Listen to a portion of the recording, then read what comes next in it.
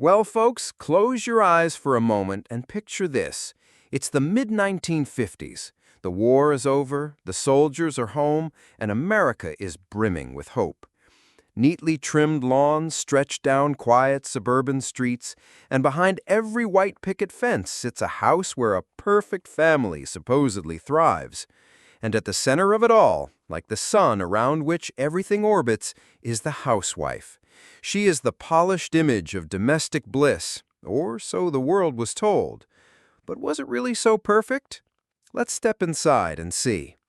Mornings began before sunrise. She tied her hair back neatly, slipped into a pressed dress, and greeted the day with a smile, even if her body ached from yesterday's chores.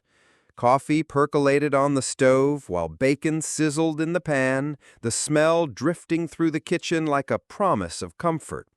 By the time her husband descended the stairs, dressed for his job in the city, breakfast was laid out in neat order: eggs, toast, and a kiss on the cheek to send him on his way. To outsiders, it looked effortless, even glamorous, but in truth, it was the result of endless, unseen labor. Once the husband left, the performance didn't stop, it only shifted scenes. Children were hurried off to school with lunchboxes in hand, each sandwich wrapped in wax paper with care. Then came laundry, scrubbing, ironing, dusting, and polishing until the home gleamed as if no one actually lived there.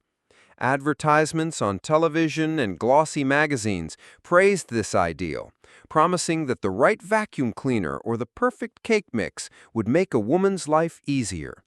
But what those ads didn't show was the fatigue behind her smile, the quiet sigh when no one was listening, the feeling that her world was confined to the four walls of a tidy home. Yet she carried it with pride.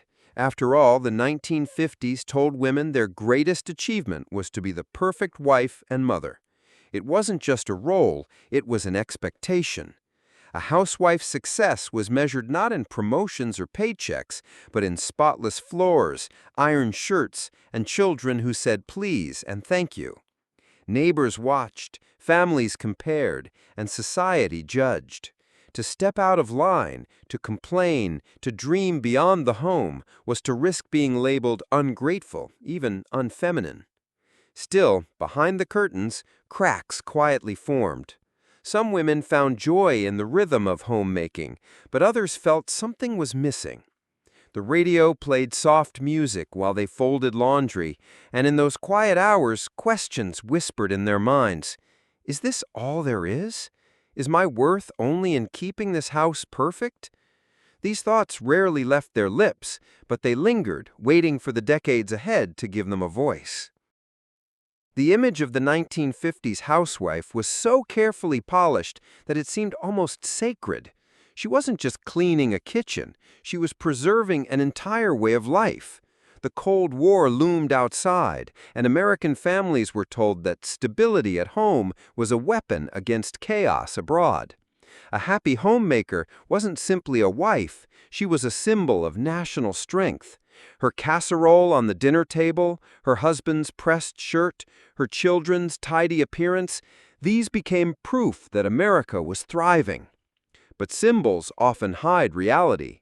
Many women silently battled loneliness as husbands worked long hours or traveled for business. Depression was whispered about but never admitted. Mother's little helper, the nickname for tranquilizer pills, became quietly common. Magazines kept showing smiling faces, while behind closed doors, some women cried over dishes full of dishes. Even so, not everything was bleak. There was genuine pride in nurturing a family, in seeing children race through the yard after school, and in creating traditions that made a house feel alive. The smell of Sunday pot roast, the warmth of family gathered around a black and white television set, these were moments that brought comfort and meaning. For many housewives, those memories are still cherished, reminders of a time when life felt secure, even if it was demanding. The housewife of the 1950s lived a life suspended between image and reality. On one hand, she embodied the dream of stability, love, and family togetherness. On the other, she carried silent burdens that the glossy ads never mentioned. It was a balancing act played out across millions of kitchens and living rooms, a story written in the language of quiet endurance. So the question remains, was the 1950s housewife truly living the dream, or was she trapped in it? The answer depends on which side of the curtain you choose to look at. Either way, her story is more than nostalgia. It is the foundation of everything that was to come in the 1960s, 70s, and 80s, when those whispers of doubt would grow louder, reshaping not only women's lives, but the very fabric of American family life. And that's where the suspense lies, because the polished picture of the 1950s was never meant to last forever. Well, folks, picture the scene. The calendar flips to 1960. The glossy world of the suburban housewife still shines in advertisements and sitcoms, but beneath that polished surface, something has begun to stir. Housewives are still rising early, fixing breakfast and tending to spotless homes, but this time, when they pause at the sink or glance at the clock, a thought lingers in the silence. Is this all I was meant for? The perfect picture of the 1950s is still hanging on the wall, but hairline cracks are spreading across the frame. The decade opened with optimism. Families owned televisions, cars, and shiny new appliances. Suburbs sprawled further, promising women comfort and security. Yet comfort can become a cage when curiosity isn't allowed to leave its walls. Many women found themselves restless, searching for meaning beyond the spotless kitchen and the freshly ironed shirt. And in 1963, Betty Friedan's book, The Feminine Mystique, put those silent feelings into words. She called it The Problem That Has No Name, describing the deep dissatisfaction of countless housewives who had been told that raising children and keeping house was the peak of womanhood. Suddenly, whispers turned into conversation. But these conversations were dangerous. To question the role of a housewife in early 1960s America was to risk being seen as ungrateful or even rebellious. Neighbors might frown, families might judge, and husbands might dismiss their wives' unhappiness as a passing mood. Still, more and more women found themselves asking, what about my dreams, my ambitions, my place in the world beyond this home? Those questions clashed with an America that still clung tightly to tradition. The cracks widened further as the country itself began to change. The civil rights movement shook the foundation of American life, teaching people to question systems of power and inequality. The younger generation grew restless, challenging every norm, from music to politics to family life. Against this backdrop, women could no longer ignore the limits placed on them. They watched their sons prepare for college, while many daughters were told to focus on finding husbands instead of degrees. It was a double standard too glaring to remain invisible forever. By the mid-1960s, more women started working outside the home, not just for extra income, but for independence. Some took secretarial jobs, others worked as teachers or nurses, and many realized that earning a paycheck brought a new kind of confidence. Yet balancing this with housework and childcare wasn't simple. Society hadn't caught up to their reality. Husbands often expected dinner on the table by 6, regardless of whether their wives had worked a full day too.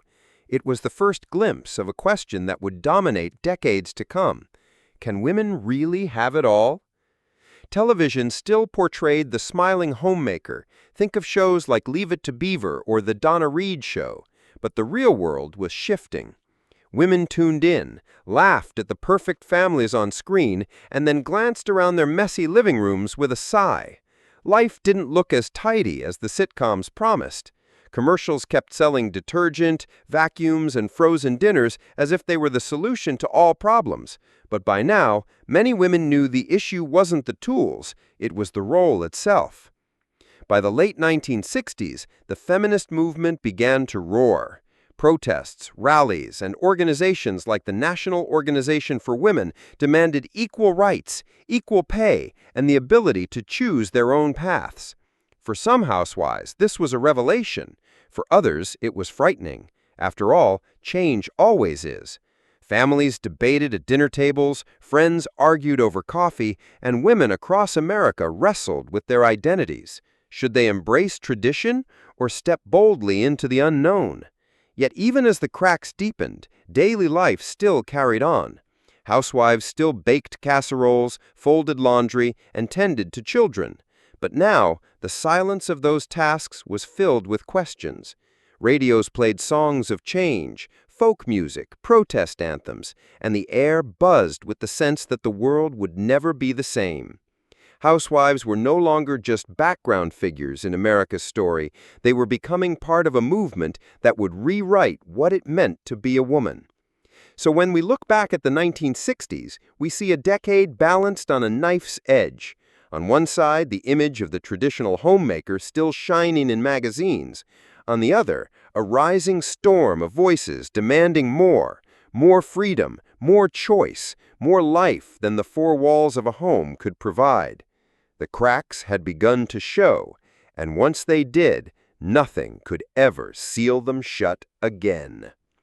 And that, folks, is where suspense takes root, because the 1960s weren't just about questioning the picture.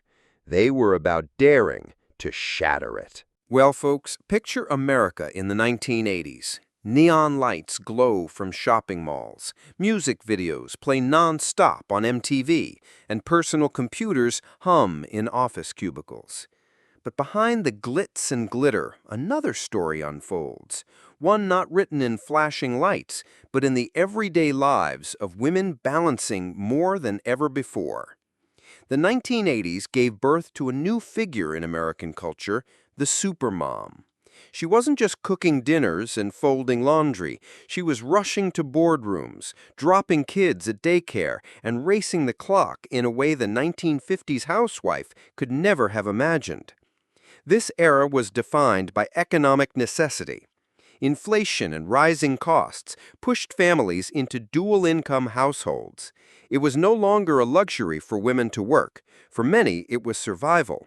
Suddenly, the apron hung beside a blazer, and the grocery list was scribbled next to a work calendar. Women who had fought for opportunity in the 1970s now had it, but opportunity came with expectations that threatened to crush them. The media painted this new woman as unstoppable. Commercials showed mothers striding confidently from office to kitchen, tossing salads in high heels with the tagline, "She can bring home the bacon and fry it up in a pan." Sitcoms and magazine covers celebrated the idea of the superwoman who managed career success while keeping her family picture perfect. It was inspiring on the surface, but for real women living it, the pressure was relentless. Daycare centers sprang up across the country as more children spent their days outside the home. This shift sparked heated debates. Critics warned that working mothers were neglecting their children, while supporters argued it was proof that women were finally claiming their right to independence. The guilt was heavy. Many women left offices each evening only to feel judged by society, employers, and even themselves. At home, expectations didn't disappear just because women worked. Dinner still needed to be served, laundry still piled up, and children still needed help with homework. Husbands contributed more than in previous decades, but the balance was far from equal. For many, it felt like living two full lives at once, one at work, another at home, and both demanding perfection. The term supermom captured this reality, but it wasn't always a compliment. Some wore the label proudly, proof they could juggle it all. Others felt it was a trap, a standard no one could truly meet. Burnout became common, though rarely admitted. Stress-related illnesses, exhaustion, and feelings of inadequacy grew quietly in households where women were praised for doing it all, but rarely supported enough to make it possible. Yet the 1980s also saw undeniable progress. More women entered professions that had once been male-only. Doctors, lawyers, executives, roles that once excluded them, now opened their doors, at least partially. The presence of women in these fields reshaped workplaces, forcing industries to reconsider policies around maternity leave, flexible hours, and equal pay. Change was slow, but the foundation was being laid for future generations. Meanwhile, culture reflected both empowerment and conflict. Hollywood films introduced ambitious female characters, but often with storylines that showed the toll of ambition. Missed soccer games, broken marriages, frayed nerves. Songs and advertising jingles promised having it all, while women lived the reality of trying to stretch themselves thinner each year. The glossy picture hid the exhaustion behind the scenes. But perhaps the most defining feature of the 1980s was choice. Unlike the rigid 1950s, women now had visible options. They could stay home, they could work, or they could attempt both. Each choice carried judgment, but the fact that choices even existed marked a revolution in itself. Daughters growing up in this decade watched their mothers balance briefcases and diaper bags at the same time. Whether those daughters admired it or questioned it, the image left an imprint that would shape the future of womanhood. So when we remember the supermom era, we see a woman caught in the middle of history's tug-of-war, celebrated for breaking barriers, yet stretched to her limits by expectations that kept multiplying. She was proof that the housewife of the 1950s had transformed beyond recognition, but also a reminder that progress always comes with new challenges. And that, folks, is the suspenseful truth of the 1980s.